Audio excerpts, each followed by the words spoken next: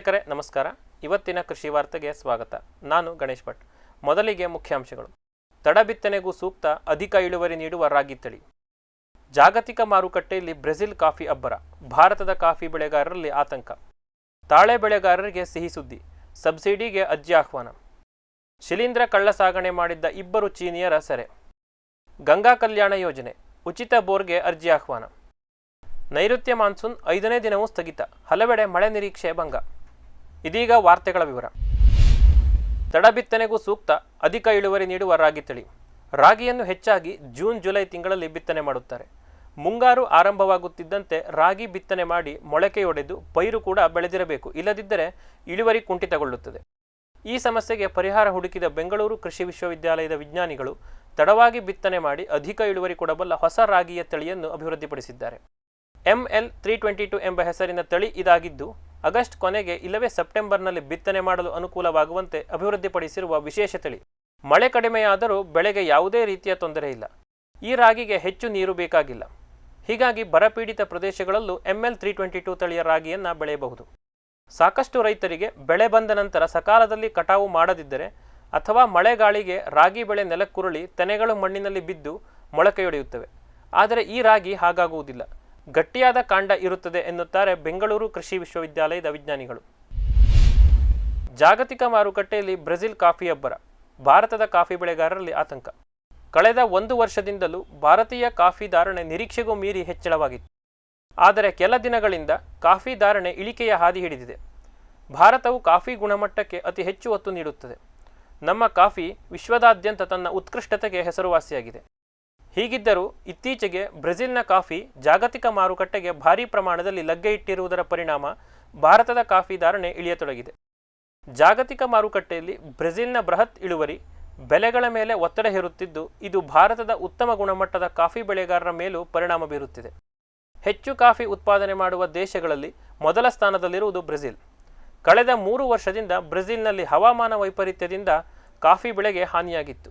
ಆದರೆ ಈ ಬಾರಿ ಬ್ರೆಜಿಲ್ನಲ್ಲಿ ಉತ್ತಮ ಕಾಫಿ ಬೆಳೆ ಬಂದಿದೆ ಎನ್ನಲಾಗಿದೆ. ಇದರ ಜೊತೆಗೆ ಬ್ರೆಜಿಲ್ ಕಾಫಿ ಮಾರುಕಟ್ಟೆ ಮೇ ಮಧ್ಯಂತರದ ಅವಧಿಯಿಂದ ಆರಂಭಗೊಳ್ಳುವುದರಿಂದ ಭಾರತ ಸೇರಿದಂತೆ ಇತರ ದೇಶಗಳ ಕಾಫಿ ಧಾರಣೆ ಕಡಿಮೆಯಾಗಿದೆ. ಈ ಇಳಿಕೆ ಕೆಲ ತಿಂಗಳುಗಳವರೆಗೆ ಮಾತ್ರ ಇರಲಿದೆ ಎಂಬುದು ಕಾಫಿ ಮಾರುಕಟ್ಟೆ ಪಂಡಿತರ ಅಭಿಪ್ರಾಯ. ತಾಳೆ ಬೆಳೆಗಾರರಿಗೆ ಸಿಹಿ ಸುದ್ದಿ, ಸಬ್ಸಿಡಿಗೆ ಅರ್ಜಿ ಆಹ್ವಾನ. ಖಾದ್ಯ ತೈಲದ ವಿಚಾರದಲ್ಲಿ ಭಾರತವು ದೊಡ್ಡ ಪ್ರಮಾಣದಲ್ಲಿ ಆಮದಿನ ಮೇಲೆ ಅವಲಂಬಿತವಾಗಿದೆ. 2022-23 ಆರ್ಥಿಕ ವರ್ಷದಲ್ಲಿ ಭಾರತದ ವಾರ್ಷಿಕ ಖಾದ್ಯ ತೈಲ ಬೇಡಿಕೆ 289.10 ಲಕ್ಷ ಟನ್ ಇತ್ತು. ಆದರೆ ಅದೇ ಅವಧಿಯಲ್ಲಿ ದೇಶೀಯ ಉತ್ಪಾದನೆ ಕೇವಲ 126.40 ಲಕ್ಷ ಟನ್ ಮಾತ್ರ ಇತ್ತು. ಉಳಿದ ಬೇಡಿಕೆಯನ್ನು ಪೂರೈಸಲು ಭಾರತವು 164.7 ಲಕ್ಷ ಟನ್ ಖಾದ್ಯ ತೈಲವನ್ನು ಆಮದು ಮಾಡಿಕೊಂಡಿದೆ.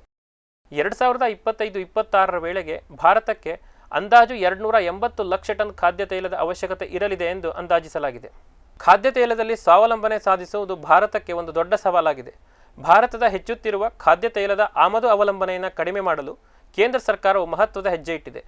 ರಾಷ್ಟ್ರೀಯ ಖಾದ್ಯ ತೈಲ ಅಭಿಯಾನ ಯೋಜನೆಯಡಿ ದೇಶದಲ್ಲಿ ಎಣ್ಣೆ ತಾಳೆ ಉತ್ಪಾದನೆಯನ್ನು ಹೆಚ್ಚಿಸಲು ಸರ್ಕಾರವು ತಾಳೆ ಬೆಳೆಗಾರರಿಗೆ ಆರ್ಥಿಕ ನೆರವು ಮತ್ತು ಸಬ್ಸಿಡಿ ನೀಡುತ್ತಿದೆ.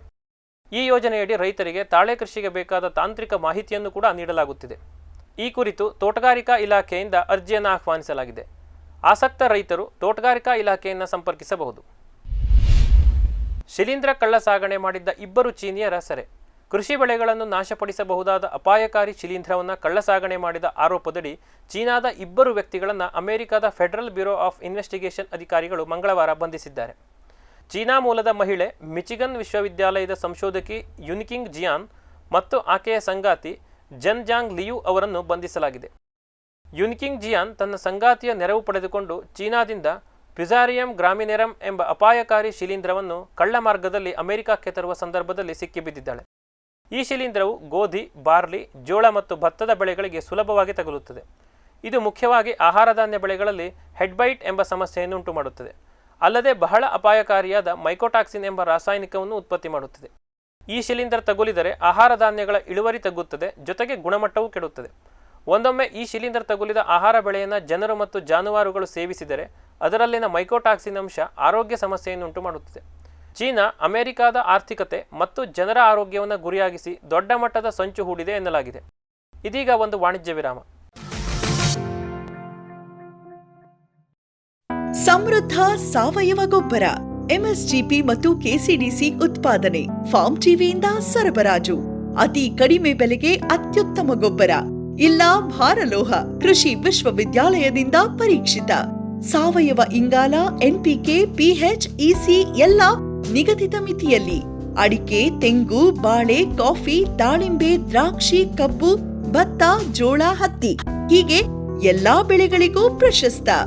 ಜೀವಂತ ಮಣ್ಣು, ಸಮೃದ್ಧ ಬೆಳೆ, ಅತ್ಯಧಿಕ ಲಾಭಕ್ಕೆ ಬಳಸಿ ಸಿಟಿ ಕಾಂಪೋಸ್ಟ್. ಬ್ಯಾರಿಕ್ ಸೆಂಟರ್ ಫೆರ್ಮೋನ್ ಟ್ರಾಪ್ಸ್ನೊಂದಿಗೆ ರೇನೋಸಾರಸ್ ದುಂಬಿ ಮತ್ತು ಕೆಂಪು ಮೂತಿ ಹುಳುಗಳಿಂದ ತೆಂಗು, ತಾಳೆ, ಅಡಿಕೆ ಮರಗಳ ಸಂರಕ್ಷಣೆ. ತರಕಾರಿ ಮತ್ತು ಹಣ್ಣಿನ ಬೆಳೆಗಳಲ್ಲಿ ಹಣ್ಣಿನ ನೊಣಗಳ ನಿಯಂತ್ರಣಕ್ಕೆ ಬ್ಯಾರಿಕ್ ಸ್ಕ್ಯಾಚ್ ಫ್ರೂಟ್ ಫ್ಲೈ ಹಾಗೂ ವೆಜಿಟೇಬಲ್ ಫ್ಲೈ ಟ್ರ್ಯಾಪ್. ರಸ ಹೀರುವ ಕೀಟಗಳನ್ನು ಹಿಡಿಯಲು ಬಣ್ಣದ ಕ್ರೋಮ್ಯಾಟಿಕ್ ಸ್ಟಿಕ್ಕಿ ಟ್ರ್ಯಾಪ್ಸ್. ಪೇಟೆಂಟ್ ಹೊಂದಿದ ತಂತ್ರಜ್ಞಾನ, ದೀರ್ಘಕಾಲದವರೆಗೂ ಬಾಳಿಕೆ. ಕೀಟನಾಶಕಗಳಿಗೆ ಪರ್ಯಾಯ, ಪರಿಸರಕ್ಕೆ ಪೂರಕ. ಸುಸ್ಥಿರ ಸಾವಯವ ಕೃಷಿಗಾಗಿ ಬ್ಯಾರಿಕ್ಸ್.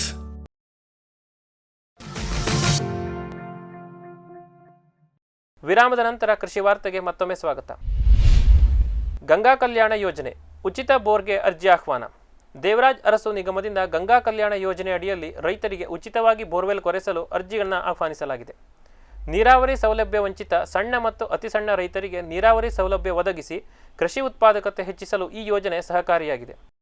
ಬೆಂಗಳೂರು ನಗರ, ಬೆಂಗಳೂರು ಗ್ರಾಮಾಂತರ, ರಾಮನಗರ, ಕೋಲಾರ, ಚಿಕ್ಕಬಳ್ಳಾಪುರ ಮತ್ತು ತುಮಕೂರು ಜಿಲ್ಲೆಗಳಲ್ಲಿ ವೈಯಕ್ತಿಕ ಕೊಳವೆ ಬಾವಿ ಯೋಜನೆಗೆ ಒಟ್ಟು ಘಟಕ ವೆಚ್ಚವನ್ನು 4.75 ಲಕ್ಷ ರೂಪಾಯಿ ಎಂದು ನಿಗದಿಪಡಿಸಲಾಗಿದೆ. ಈ ಮೊತ್ತದಲ್ಲಿ ಪ್ರತಿ ಕೊಳವೆ ಬಾವಿಯ ವಿದ್ಯುದೀಕರಣ ವೆಚ್ಚವಾಗಿ 75,000 ರೂಪಾಯಿಯನ್ನು ವಿದ್ಯುತ್ ಸರಬರಾಜು ಕಂಪನಿಗಳಿಗೆ ನೇರವಾಗಿ ಪಾವತಿಸಲಾಗುತ್ತದೆ. ಇದಲ್ಲದೆ ಫಲಾನುಭವಿಗಳಿಗೆ ಮತ್ತೊಂದು ಪ್ರಮುಖ ಸೌಲಭ್ಯವನ್ನು ಕಲ್ಪಿಸಲಾಗಿದೆ. ಒಂದು ವೇಳೆ ಯಾವುದಾದರೂ ಕಾರಣಕ್ಕೆ ಯೋಜನೆಯ ಘಟಕವನ್ನು ಪೂರ್ಣಗೊಳಿಸಲು ಸಾಧ್ಯವಾಗದಿದ್ದಲ್ಲಿ ರೈತರಿಗೆ 50,000 ರೂಪಾಯಿಯ ಸಾಲವನ್ನು 4% ಬಡ್ಡಿ ದರದಲ್ಲಿ ಮಂಜೂರು ಮಾಡಲಾಗುತ್ತದೆ. ಆಸಕ್ತ ಫಲಾನುಭವಿಗಳು ಯೋಜನೆಯ ಲಾಭ ಪಡೆಯಲು ಕೂಡಲೇ ಅರ್ಜಿ ಸಲ್ಲಿಸಬಹುದು. ಹೆಚ್ಚಿನ ಮಾಹಿತಿ ಮತ್ತು ಅರ್ಜಿ ಸಲ್ಲಿಕೆಗಾಗಿ ಸಂಬಂಧಪಟ್ಟ ಇಲಾಖೆಯನ್ನು ಸಂಪರ್ಕಿಸಬಹುದು. ನೈಋತ್ಯ ಮಾನ್ಸೂನ್ 5ನೇ ದಿನವೂ ಸ್ಥಗಿತ, ಹಲವೆಡೆ ಮಳೆ ನಿರೀಕ್ಷೆ ಭಂಗ. ನೈಋತ್ಯ ಮಾನ್ಸೂನ್ ಮಂಗಳವಾರ 5ನೇ ದಿನವೂ ಸ್ಥಗಿತಗೊಂಡಿದೆ. ಮುಂಬಯಿಯಿಂದ ಆರಂಭಗೊಂಡು ಪಶ್ಚಿಮ ಪರ್ಯಾಯ ದ್ವೀಪ, ಪೂರ್ವ ಮತ್ತು ಈಶಾನ್ಯ ಭಾರತದಾದ್ಯಂತ ಅಹಲ್ಯಾನಗರ, ಆದಿಲಾಬಾದ್, ಭವಾನಿಪಟ್ನ, ಪುರಿ, ಸ್ಯಾಂಡ್ಹೆಡ್ ದ್ವೀಪ ಮತ್ತು ಬಲೂರ್ ಘಾಟ್ಗಳವರೆಗಿನ ಹಳಿಯಲ್ಲಿ ಮಾನ್ಸೂನ್ ಚಲನೆ ಸ್ಥಗಿತಗೊಂಡಿದೆ. ಮುಂಗಾರು ಪ್ರಗತಿಯಲ್ಲಿನ ಈ ವಿಳಂಬವು ದೇಶದ ಹಲವು ಭಾಗಗಳ ರೈತಾಪಿ ವರ್ಗದಲ್ಲಿ ಆತಂಕ ಮೂಡಿಸಿದೆ. ಮಳೆಗಾಗಿ ಎದುರು ನೋಡುತ್ತಿರುವ ಪ್ರದೇಶಗಳಿಗೆ ಮತ್ತಷ್ಟು ದಿನ ಕಾಯುವ ಅನಿವಾರ್ಯತೆ ಸೃಷ್ಟಿಯಾಗಿದೆ. ಸಾಮಾನ್ಯವಾಗಿ ಮುಂಗಾರು ಮಳೆ ಜುಲೈ ತಿಂಗಳಲ್ಲಿ ಹೆಚ್ಚು ಮತ್ತು ಸದ್ಯಕ್ಕೆ ಸ್ಥಗಿತಗೊಂಡಿರುವ ಮಳೆ ಜುಲೈ ತಿಂಗಳ ಮೊದಲ 2 ವಾರಗಳಲ್ಲಿ ಮತ್ತೆ ಸಕ್ರಿಯವಾಗಲಿದೆ ಎಂದು European centre for medium range weather forecasts ಮುನ್ಸೂಚನೆ ನೀಡಿದೆ. ಈ ಅವಧಿಯಲ್ಲಿ ವಾಯುಭಾರ ಕುಸಿತದಿಂದ ತಮಿಳುನಾಡು ಮತ್ತು ಆಂಧ್ರಪ್ರದೇಶದ ಕರಾವಳಿ ಬಳಿ ಚಂಡಮಾರುತ ಸೃಷ್ಟಿಯಾಗುವ ಮುನ್ಸೂಚನೆ ಇದೆ. ಇದು ಮುಂಗಾರಿಗೆ ಮತ್ತಷ್ಟು ಶಕ್ತಿ ತುಂಬಲಿದೆ ಎಂದು ECMWF ವರದಿ ಮಾಡಿದೆ. 2035ಕ್ಕೆ ಭಾರತದ ಕೃಷಿ ವಲಯ ದಾಖಲೆಯ $1.4 ಟ್ರಿಲಿಯನ್ ಆಗಲಿದೆ ಎಂದ ವರದಿಗಳು. ಮೆಕಿನ್ಸೆ ವರದಿಯ ಪ್ರಕಾರ ಪ್ರಸ್ತುತ $580 ರಿಂದ $650 ಬಿಲಿಯನ್ ಮೌಲ್ಯದ ಭಾರತದ ಕೃಷಿ ಕ್ಷೇತ್ರವು ಕಳೆದ 6 ವರ್ಷಗಳಲ್ಲಿ ವಾರ್ಷಿಕ 5% ಬೆಳವಣಿಗೆಯೊಂದಿಗೆ ಜಗತ್ತಿನ ಅತಿ ವೇಗವಾಗಿ ಬೆಳೆಯುತ್ತಿರುವ ವಲಯವಾಗಿದೆ.